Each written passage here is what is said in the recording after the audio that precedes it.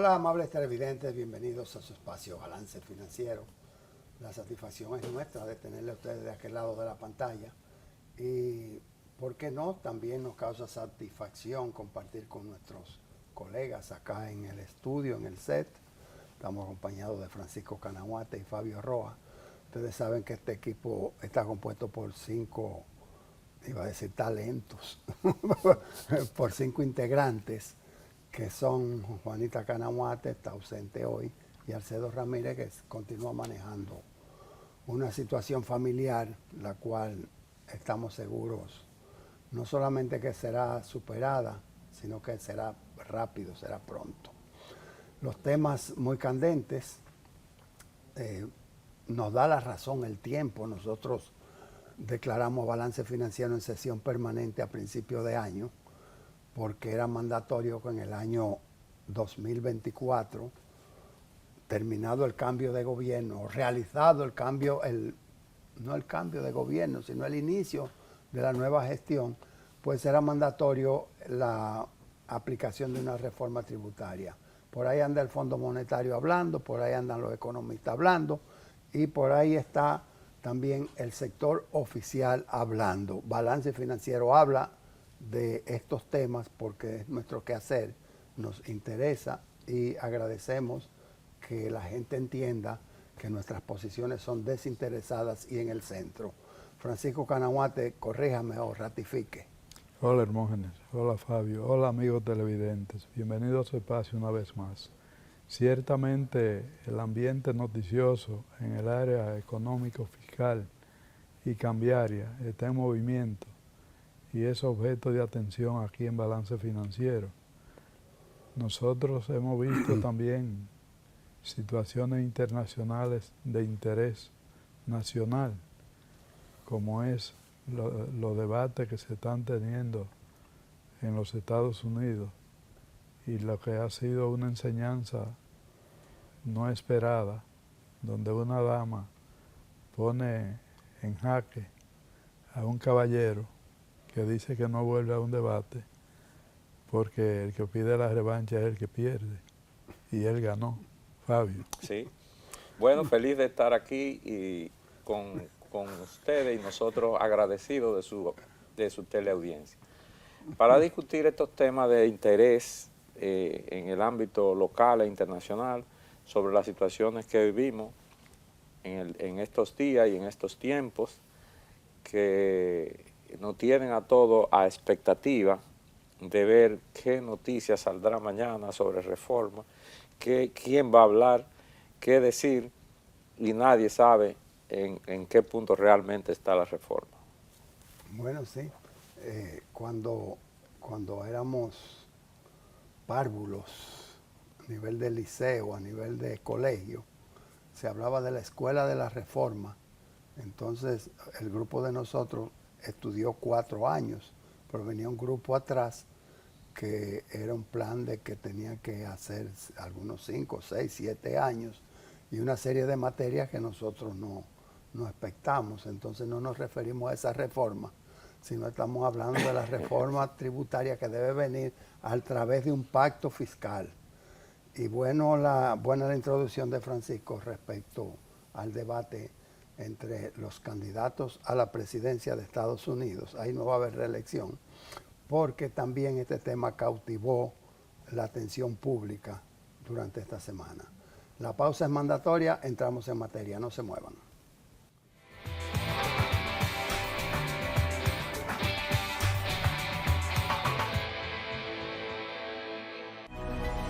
Llegar a ti siempre ha sido lo más importante. Y hoy, más que nunca, nuestro compromiso de proveer lo esencial para ti y tu familia nos llena el corazón. Porque cada nuevo día es una gran oportunidad dada por Dios para empezar de nuevo, para cuidar de ti, para aportar, por ti, por los tuyos, por nuestro hermoso país, por todos los dominicanos.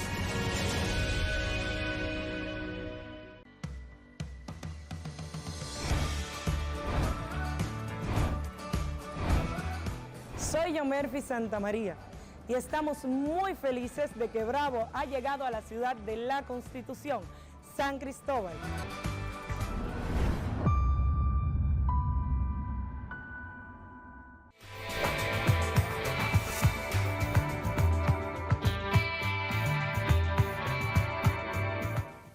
De regreso para todos ustedes, amables televidentes. El Banco Central nos tiene acostumbrado a cada mes, a mediados de mes, mostrar el comportamiento de el índice de inflación, el comportamiento de los precios al consumidor, índice de precio al consumidor, IPC. Ya la Unión Europea publicó la suya, ya Estados Unidos también, Estados Unidos a la baja, bordeando el 2%, y República Dominicana, que se mantiene a la vanguardia de la zona en cuanto al control de los precios, según se informa de manera oficial en el órgano autorizado para tales fines, que es el Banco Central. Ese 3.42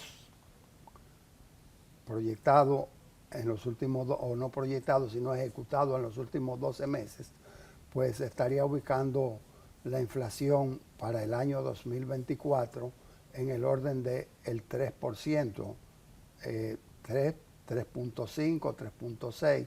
Recordamos que en el año 2023 la inflación oficial fue de 3.57%. Por eso hablo de vanguardia, porque tenemos países que vienen desde el 14%, 10%, 5, 6, 7, pero muy pocos, con las manos contadas, pudieran observar, pudieran presentar el control en los precios de los productos, como lo muestra República Dominicana.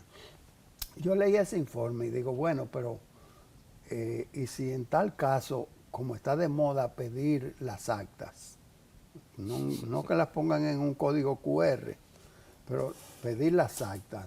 Ok, tú dices que sacaste un 51% de votos en Venezuela, pero enséñalo. Y si nos dicen, enséñamelo del Banco Central, ¿qué sería? Porque yo no tengo... Yo sí sé que hay mediciones territoriales constantes, pero como que nunca hemos visto una publicación donde dice, según tal fuente, el precio de tal cosa es tal. Francisco, ilústrenos. El Banco Central tiene un departamento de estudios económicos y trata las cuentas nacionales. La parte que habría de cuestionamiento es si la alimentación de la información es real o es estimada. Y realmente en este tipo de análisis lo que se hacen son estimaciones, fundamentalmente. El nivel de credibilidad que tiene el Banco Central le da un aval frente al público, igual que el nivel fiduciario que tiene y por lo que se acepta la moneda nacional, porque no se aceptaría un billete de la moneda de circulación nacional si no fuera por la confianza que se tiene en el órgano emisor. Yo creo que hay que seguir confiando en nuestras instituciones y el Banco Central es una de ellas. No sé si Fabio tiene algo que agregar. Sí, realmente los índices y los indicadores económicos tienen sus técnicas de determinación y generalmente, como es lo correcto para darle confiabilidad, debe ser por una institución que es independiente, como es el Banco Central, que es una institución que no participa en las actividades, sino que está normada para la normativa de los bancos y las mediciones económicas.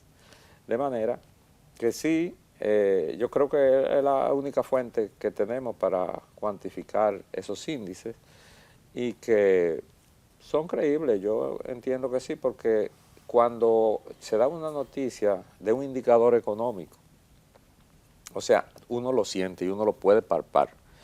Cuando se habla de que los precios, el índice de precios, como es el caso, que no ha tenido una variación significativa en este periodo, realmente la gente lo siente, la gente lo percibe. Y si el Banco Central se equivoca y da un dato falso, pues pierde la confianza la gente en él. Y ellos son realmente muy cuidadosos y lo han sido siempre en esa parte. Y nosotros lo podemos palpar en cierta medida para darle credibilidad y confiamos en esa institución. Como dice Frank, yo creo que realmente las cifras son creíbles porque así la vemos, así la sentimos. Sí, el periodo COVID, con los factores adyacentes que tenía, los factores económicos, se encargó de estabilizar los precios en índices que no se esperaban. Quiere decir que es posible que un producto que costaba 10 pudo subir a 15 durante ese periodo que implica 2020 y 2022, porque no todo terminó en el 21. Entonces, República Dominicana reportó un cierre de 7.83% de inflación en el año 2022. Para el año 2023 hubo un control tal, y recordamos de las medidas restrictivas al circulante, y cerró en 3.57%. Quiere decir que bajó al 50% de lo que se había incrementado hasta el año 2000 o en el año 2022. El 3.57 se le va a sumar al 7.83. Y este año, que estaría proyectando, si fuera en línea recta, nosotros cerraríamos en 3.10. ¿Por qué? Porque hay un promedio acumulado de 2.07 a la fecha, nada más hay que sumarle los 4 meses que restan del año y estaríamos cerrando en 3.10%. Todo eso es acumulativo. ¿Dónde quiero llegar? Que estos nuevos índices de inflación, estos nuevos incrementos, se montan sobre la excepción ocurrida en la época covidiana. Es como que si estuviésemos en un estado de guerra, se genera escasez, se paraliza la producción, caemos en una emergencia y que sobre esa emergencia se estabilice ese precio y nos montemos y sigamos hacia arriba. Yo interpreto eso, Francisco. Eso es correcto. O sea, no se trata de que estén bajando los precios, se trata de que ha perdido aceleración el incremento de los precios con la estabilidad que hay. Pero ciertamente el elemento compensatorio de eso es el ajuste al salario, que es el poder adquisitivo que se persigue. Y por eso precisamente el Comité Nacional de Salario, como órgano tripartito que es, ha estado trabajando con ese ajuste. Si tú le preguntas a los sindicalistas si el salario recuperó el poder adquisitivo que tenía antes de la inflación, te va a decir que no, que hay que seguir reajustando. Igual que si le dice que hay que poner un límite a la cesantía, te dice que no, porque eso es parte de la conquista.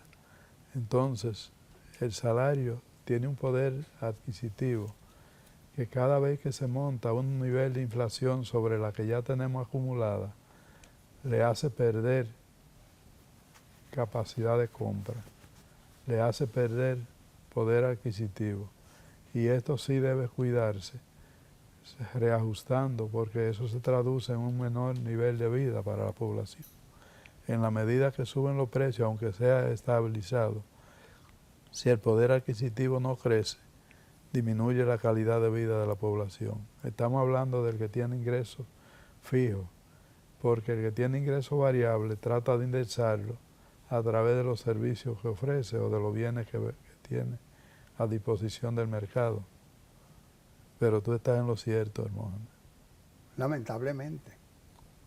Fabio. Sí, fíjate, es indudable que es un referente y que todo cambió a partir del COVID. O sea, todas las mediciones en todos los sentidos cambiaron a partir del COVID, porque fue una época de paralización prácticamente de una gran parte del mundo y fue una época donde mucha gente pudo hacer grandes negocios y otros pudieron tener grandes fracasos. Hubo de todo. Por ejemplo, los ciudadanos norteamericanos cambiaron su nivel de vida a partir del COVID, porque el gobierno inyectó una cantidad de dinero y a cada ciudadano le mandaba una subvención. Porque cuenta con reservas para eso. ¿Verdad? Y es que precisamente había mucha gente hacinada en su casa en lugar de estar en la fábrica. Sí, y países como nuestro tuvieron que hacer grandes inversiones con recursos que no tenían para comprar medicamentos, comprar mascarillas, comprar ¿verdad? Protección para la gente. En fin, que el circulante creció de una manera importante en ese periodo, aunque las operaciones eran mínimas. Porque la mayoría, o sea, el mundo duró cerrado, o sea, daba pena ver a Nueva York sin gente en las calles. ¿Cómo se llama el programa que tenía el gobierno que te pagaba? Bueno, el compromiso es que la empresa no liquide su personal, aunque esté en la casa, esté suspendido el contrato. Sí.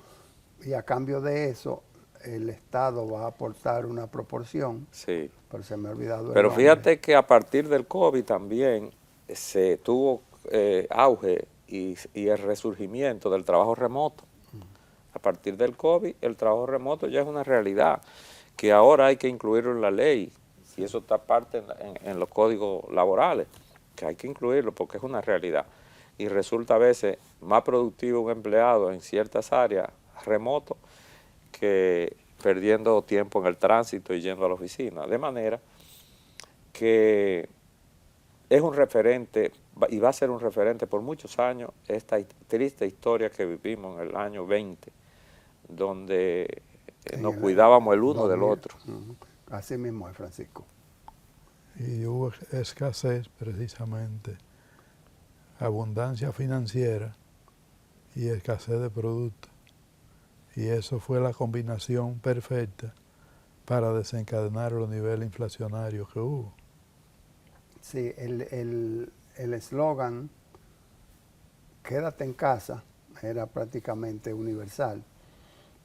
Y contrario a las corrientes del mercado, en los lugares de productos de consumo masivo, como los supermercados, te aconsejaban lleva lo necesario, deja que los otros también tengan. O sea, no te sobreabastezcas, no sobreestoques tu despensa.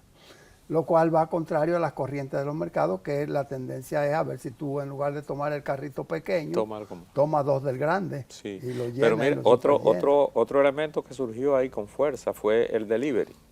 Aquí casi no conocíamos el delivery. Y a partir de ahí ya es una institución. Sí.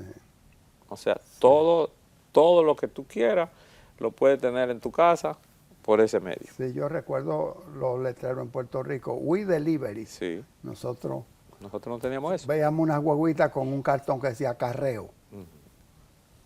Los supermercados, volviendo a rememorar aquel episodio, pienso que también actuaron en un marco de prevención, porque si había limitantes en la producción y abastecimiento de los mercados, lo que tenían en almacén, si había una sobredemanda y la atendían, podía dejarlo desabastecido.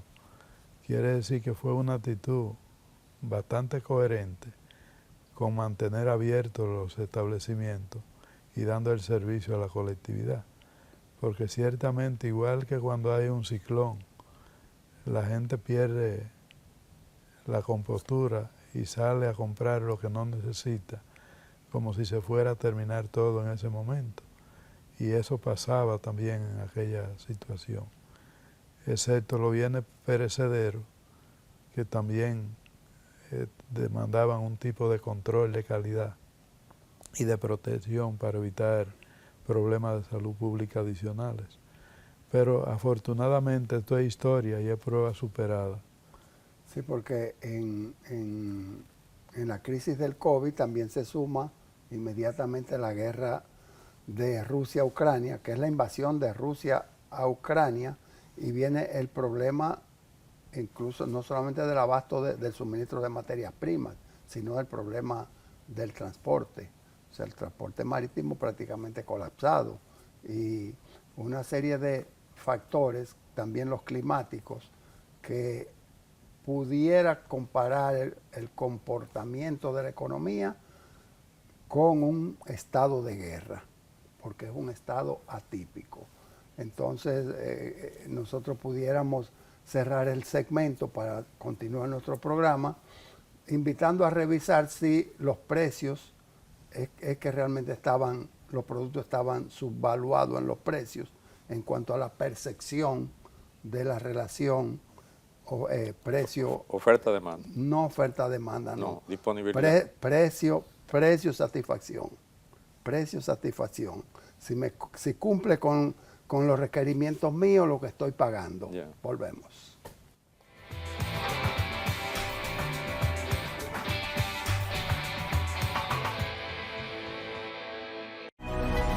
Llegar a ti siempre ha sido lo más importante. Y hoy, más que nunca, nuestro compromiso de proveer lo esencial para ti y tu familia nos llena el corazón. Porque cada nuevo día es una gran oportunidad dada por Dios para empezar de nuevo, para cuidar de ti, para aportar, por ti, por los tuyos, por nuestro hermoso país, por todos los dominicanos.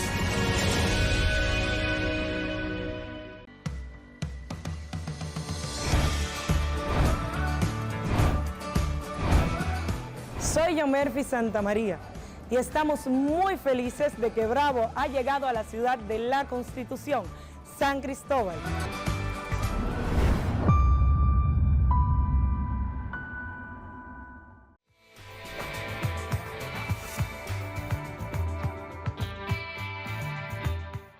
El Fondo Monetario Internacional emitió su declaración final, su aprobación final a la visita que hace unos meses realizó la delegación en torno al capítulo 4 del Fondo Monetario Internacional, que aplica para los miembros, los adscritos a ese organismo. Y los grandes titulares, los grandes comentarios están rondando justamente sobre los temas que por años ha venido arrastrando el Fondo Monetario Internacional. Cuando uno hace una auditoría, tiene lo que se llaman hallazgos, mide los controles, mide los procesos, los procedimientos, y también se meten los números, que es lo principal, saber si las cifras están acordes con lo expresado en los estados financieros.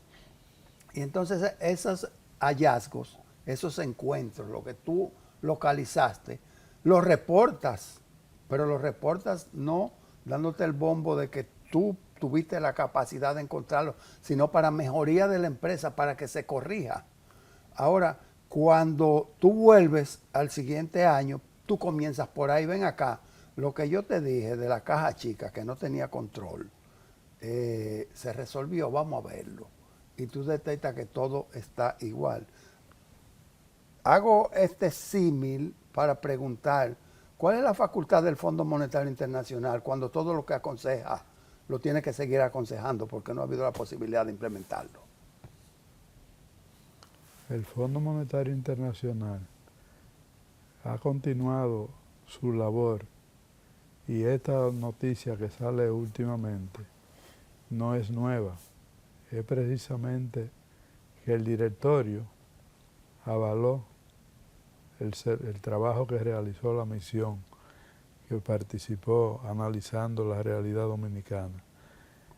Y yo te voy a contestar con una pregunta. ¿Qué pasa con un padre de familia que vive aconsejando a los hijos y reiteradamente tiene que continuar aconsejándolo?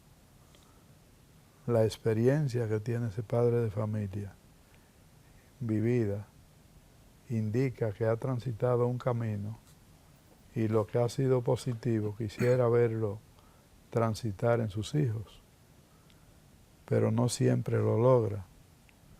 Entonces el fondo actúa en ese escenario como un padre de familia que vive llamando la atención, pero manteniendo el respeto a la libertad de cada uno de los miembros para tomar sus decisiones, porque hay un archipiélago de intereses que interactúan en cada país y no necesariamente en el momento que se da el consejo es asimilado. Las condiciones internas de ese país asimilan la recomendación, pero llega un momento que se hace impostergable y parece que aquí estamos llegando exactamente a ese momento de resultar impostergable la demora de las reformas que están pendientes. Fabio. Sí, el papel del Fondo Monetario Internacional, que ha sido, ¿verdad?, de asesor, de recomendador, digamos que es como un colaborador en el orden económico de los gobiernos. Necesariamente... O un veedor. O un veedor, sí, o un asesor, pero necesariamente, y la experiencia nuestra con el fondo no ha sido la mejor. En los momentos de mayor crisis que hemos vivido fue a raíz en el orden económico. Todo fue a raíz de recomendaciones del FMI. Así fue en el 84, así fue en el 2002.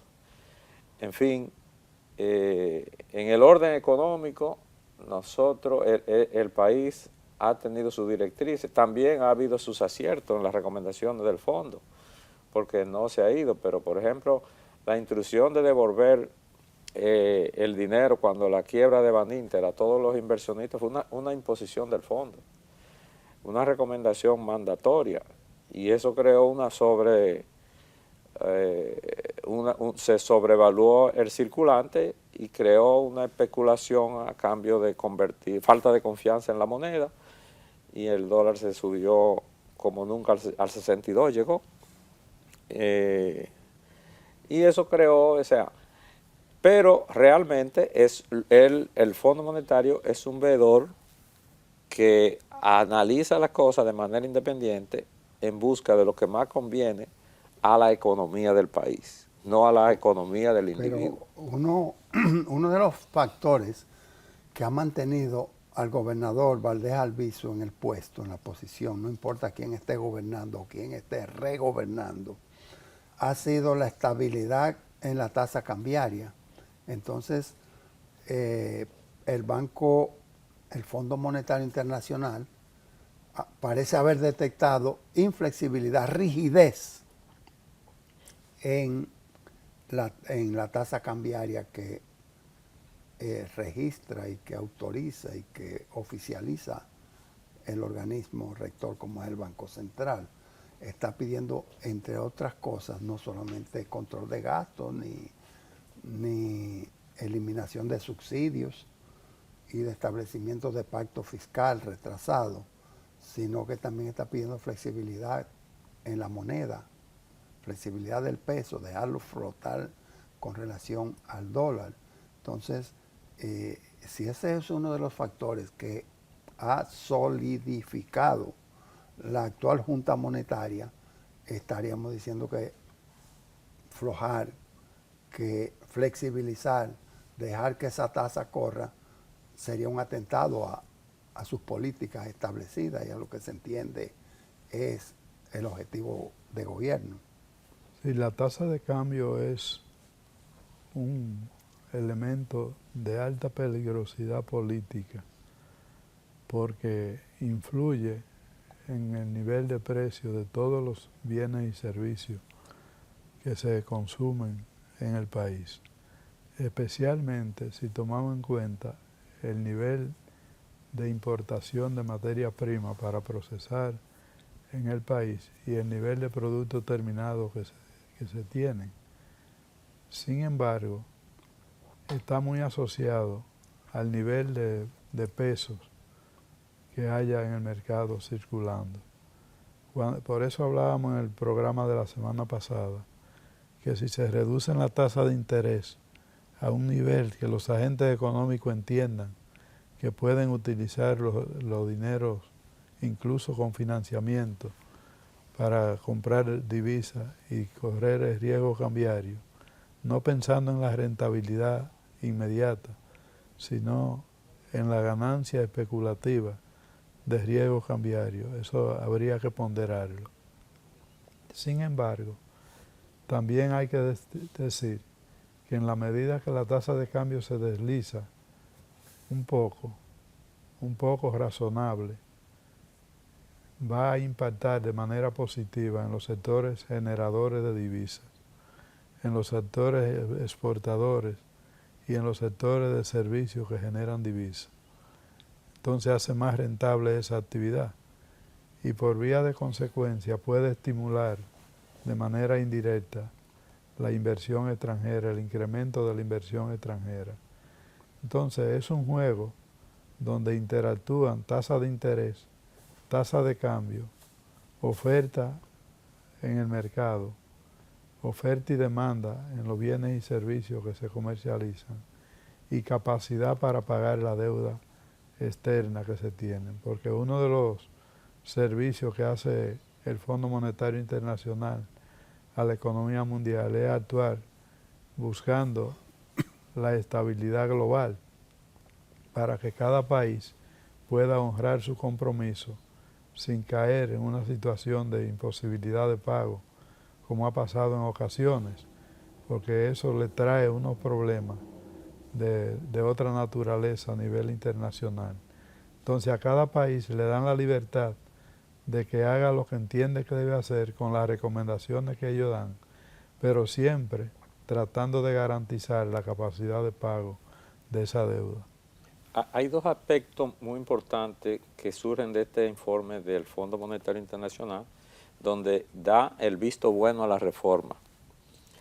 Después de esto, pues el ministro de Hacienda hizo una publicación donde dice que el efecto al Producto Interno Bruto en las recaudaciones, o sea, las recaudaciones del gobierno se incrementaría en un 2 punto y algo, 2.3 del PBI. Del Producto Interno Bruto, correcto. Siendo así, entonces vamos a seguir después de la reforma con déficit fiscal, porque ahora mismo pasamos el 3. Si después de la reforma no superamos ese 3, vamos a seguir prácticamente lo mismo. Bueno, es que todos manejamos lo que es un flujo de caja. Un flujo de un cash flow está basado en no solamente en los recursos que tengo disponibles ahora, sino en la expectativa futuro. O sea, cuánto me va a ingresar en el curso de los próximos meses para yo poder proyectar o comprometer un gasto. Y cuáles son mis gastos obligatorios extraordinarios que tengo durante el periodo para restarlos. El Estado tiene la regalía pascual en los primeros días de diciembre. Entonces ese es un gasto extraordinario que no puede sumarizarlo, no puede incluirlo dentro de la canasta de los gastos comunes. Yo dudo que el nivel de gasto que tiene el gobierno en gasto corriente hoy pueda ser disminuido. Exacto, pero lo que quería decir es que lo importante es, así como tú quieres aumentar el ingreso, poder tener control del gasto, era donde quería concluir. Sí. Y no te estoy pidiendo una balanza positiva al final, sino un equilibrio. Pausamos, volvemos.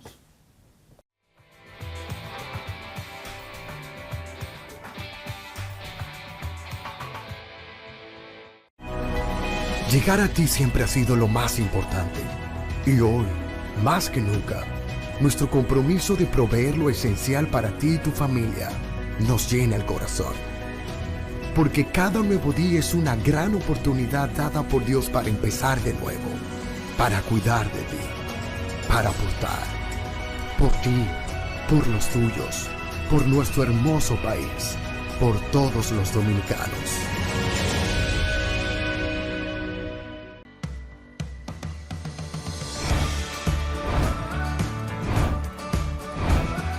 Soy Yomerfi Santamaría y estamos muy felices de que Bravo ha llegado a la ciudad de la Constitución, San Cristóbal.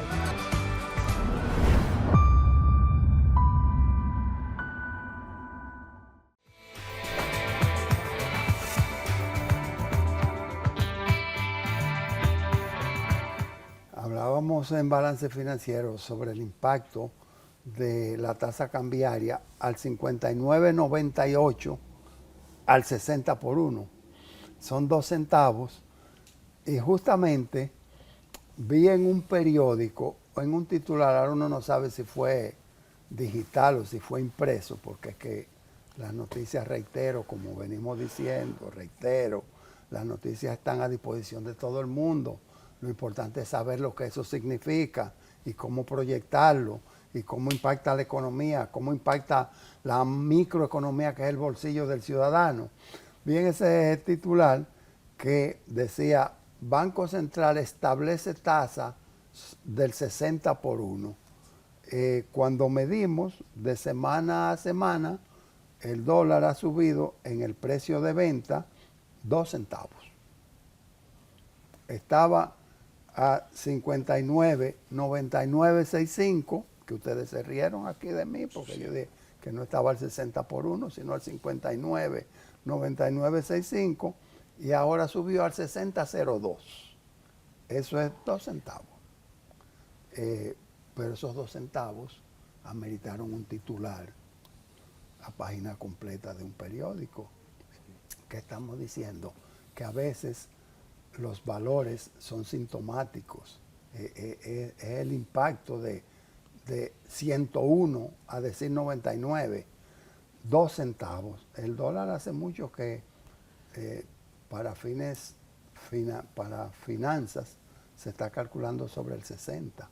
Y el centavo casi ni existe ya. No, el centavo desapareció. Entonces, y como se desprecian los 5 pesos. Sí. Hay la moneda menor que está circulando, entiendo, es de 5 pesos, y cómo se desprecia. Desprecia, no desprecia. O sea, que la gente lo tira. Pero eso indica que ha habido un manejo, una dosificación adecuada y calculada para que llegara en esos tiempos. Porque el presupuesto del año 2024 fue elaborado en base a 60, a una prima de 60. Y es ahora en septiembre, en el último cuatrimestre del año, ¿verdad?, cuando llega. O sea que ha habido una dosificación y un manejo prudente de la tasa, porque el nivel de la tasa, el Banco Central tiene los mecanismos para ponerla en el lugar que más convenga, que entienda más adecuado porque la economía. es una tasa administrada, y el Fondo Monetario Internacional dice rígida. Sí. Mayor flexibilidad, por favor. Sí. Francisco. Cuando pasa de 0, siempre llama la atención. Cuando estaba a 40 por 1, cuando pasó a 45, cuando pasó a 50, y cada vez que llega a un 0, llama la atención del público, porque es una especie de barrera. Hemos visto cómo muchos analistas comentan que es la tasa más alta que se ha conocido en el Banco Central, y parece que olvidaron lo que tú señalabas del 2003. Pero aquí hubo una época cuando todavía no estaba el Banco Central, que era a 5.000 por 1 el cambio que había, el peso duro. Quiere decir que tenemos que hablar de la época moderna y no de la historia, porque en la historia hemos tenido niveles de cambio extraordinarios. La papeletica de Lili, por ejemplo, se declararon de ningún valor y se quemaban por carretilla. El Banco Central surge en 1947 y a partir de ahí estamos en la época moderna con la moneda y el tipo de cambio. Antes se acuñaba en oro, ahora el respaldo es en divisa, lo que son las reservas del Banco Central. Entonces tenemos que ir educando al público en cada una de las etapas, cómo va pasando los acontecimientos. El tema aquí es que cada vez que supera la barrera de un 0, se considera que está entrando en una pendiente de incremento importante. Y aunque sean 2, 4 centavos, lo que se ve es que va para 70. Por eso el gobernador del Banco Central, hace alrededor de 2 años, cuando ya el dólar bordeaba el 58 por 1, dijo, no se desesperen, no se pongan a comprar dólares porque puede bajar. Y es que tienen, o sea, ¿cuál es lo de la rigidez? Es las reservas internacionales. No importa que provengan de la emisión de bonos soberanos, de un endeudamiento, de una inyección o de ahorros. Pero esa reserva lo que hace es que dice, mira, te disparaste los 2 centavos esto, vuelve al 59.9965 y ya no está al 60, es inyectando al mercado. Esa inyección recoge peso, naturalmente, todos lo sabemos. Y la inyección no es casual, depende de la necesidad del mercado. Recuérdate que estamos en una época de abastecimiento de los mercados, preparándonos para el gran consumo de fin de año, los especiales, la feria de vehículos, los especiales de Navidad, los especiales del Viernes Negro que se están poniendo en el país. Entonces, el mercado debe estar debidamente abastecido y la mayor parte de ese abastecimiento viene del exterior. La industria láctea, por ejemplo, que aquí la tenemos de todos los tipos y de todas las nacionalidades, demanda una serie de recursos para mantener los supermercados cabalmente abastecidos y poder ofrecer a la sociedad dominicana lo que la calidad de su demanda y el precio que paga por ella, como decía Hermógenes hace un momento, es lo que satisface el gusto y la posibilidad de consumo de esa sociedad. Entonces, pasado este periodo de demanda agregada de divisas, no necesariamente por intervención del Banco Central, sino porque se va a desacelerar la demanda, porque son épocas cíclicas, y también viene el periodo de pago fuerte de la deuda externa, que es divisa. Quiere decir que son momentos muy particulares y no debemos verlo como un deslizamiento sin control, sino como un momento de necesidad para reponer inventario y para pagar las obligaciones. El mundo de los impuestos, no tenemos a Juanita Canamuate, pero aquí estamos nosotros para suplirlo en la medida de lo posible. Regresamos.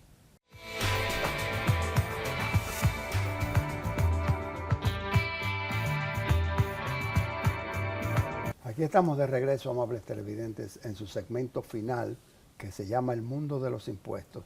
La verdad que Balance Financiera debiera llamarse el programa de los impuestos. Habíamos tenido una promesa, Francisco, yo no sé hasta dónde, dicen los americanos, usted hizo el homework, usted hizo la tarea.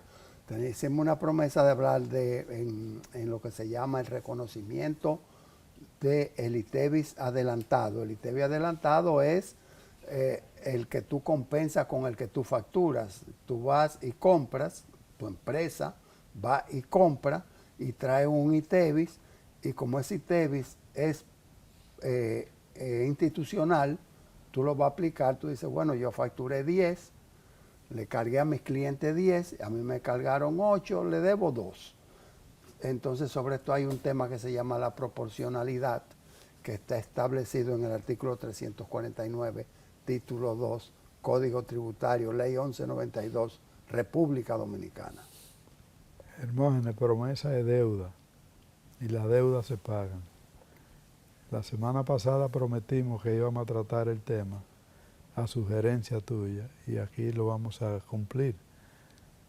Y lo primero que tenemos que señalar es que uno de los vínculos directos que hay con el tema que vamos a comentar de manera breve, muy sucinta, es precisamente el nivel de exenciones que tiene el ITEVIS.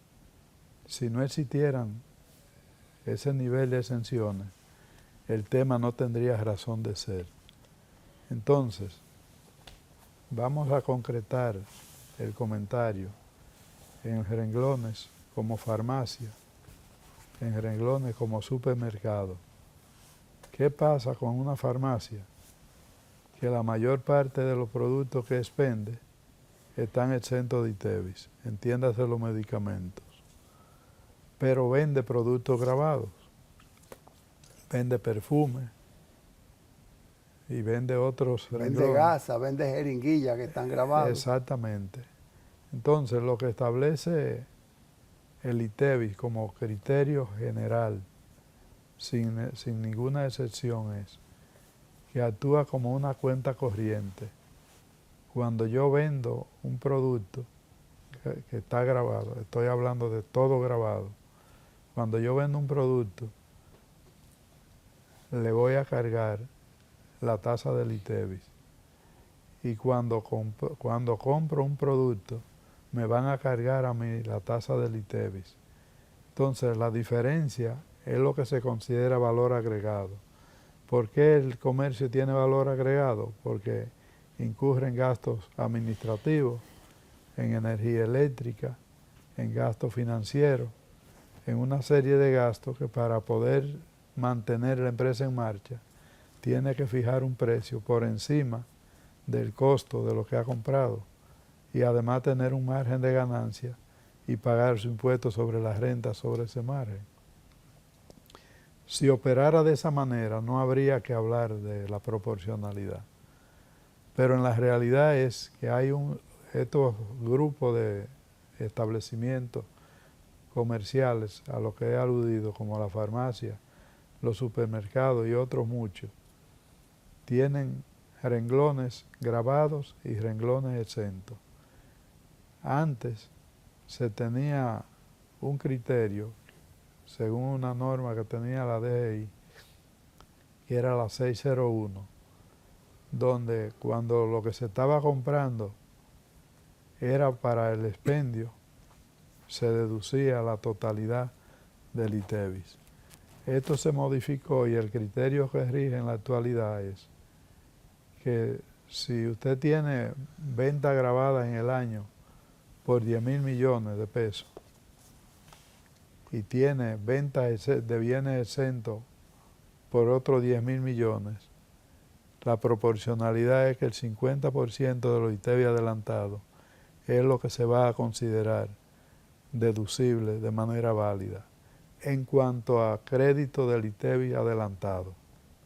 No obstante, la diferencia de ese ITEVIS que usted ha pagado y que no puede considerar dentro de los ITEVIS adelantados, se le permite llevarlo como gasto o como costo dentro del periodo fiscal a los fines del impuesto sobre la renta.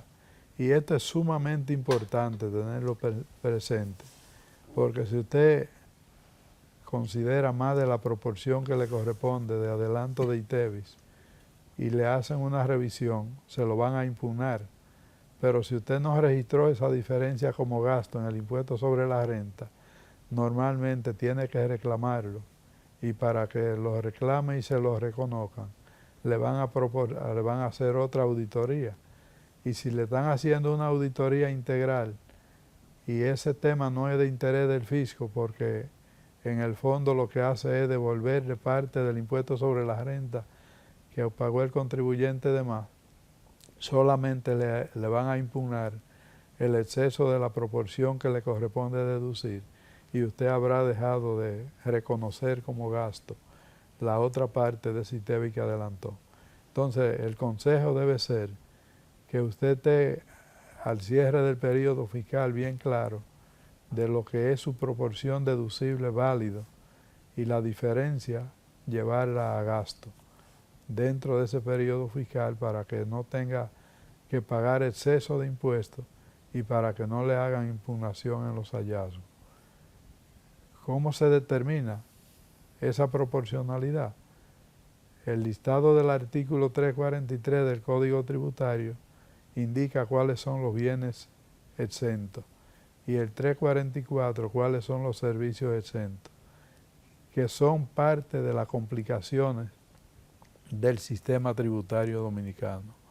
Por eso nosotros hemos abogado por la generalidad de gravar el ITEVIS con una tasa reducida, que el impacto va a ser muy favorable para el fisco, muy favorable para la interpretación de la ley, muy favorable para el consumidor, que pagará menos por cada uno de los productos que consuma y tendrá mayor capacidad de consumo, con lo cual el fisco tendrá mayor recaudación, pero no por mayor tasa, sino por mayor actividad Y económica. de esa manera todo el ITEVIS adelantado Será deducible. sería deducible. Exactamente. Parece que el espíritu, bueno, que está muy corto el tiempo para ser muy técnico aquí, pero parece que el espíritu del Código Tributario ronda,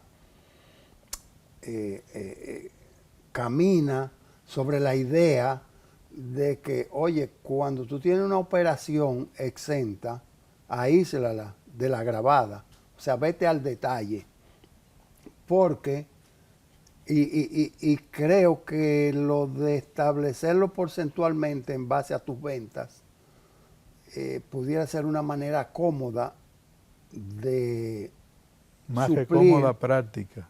Bueno, práctica es lo mismo. Cuando una cosa es práctica, utiliza poca materia gris.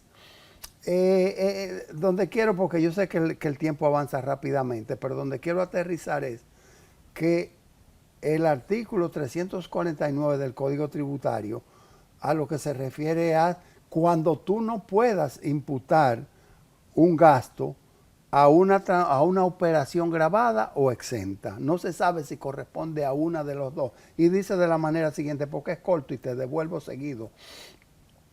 Cuando no pueda discriminarse si las importaciones o adquisiciones locales realizadas por un contribuyente han sido utilizadas en operaciones gravadas o exentas, la deducción de los impuestos que le hayan sido cargados se efectuará en la proporción correspondiente al monto de las operaciones gravadas sobre el total de sus operaciones en el periodo que se trate.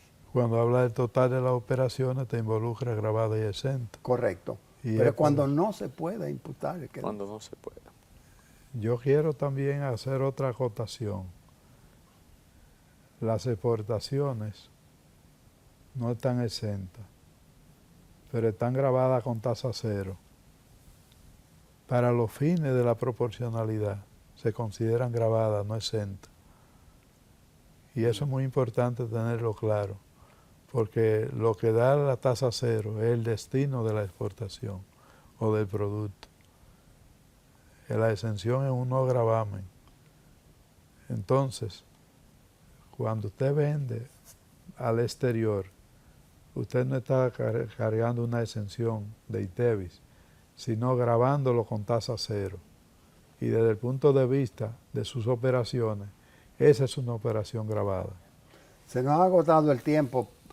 Yo quería dejar una reflexión en la mente de nosotros tres, con el permiso de los televidentes, suponiendo, tengo un laboratorio y tengo un camión especializado para distribuir, porque tiene que ser refrigerado, para distribuir vacunas. Esas vacunas están exentas. Entonces, el gasto de mantenimiento de ese camión está debidamente identificado para productos exentos y no debe aplicar la proporcionalidad en la usanza general según lo que percibimos establece el código. Sí. Es una reflexión que quise dejar porque nos tenemos que ir en este momento. La reforma fiscal integral está demorada, no olvidada. Hasta aquí esta edición de Balance Financiero. Los invitamos la próxima semana. Cualquier réplica que quede pendiente la próxima semana ustedes la van a tener. Volvemos.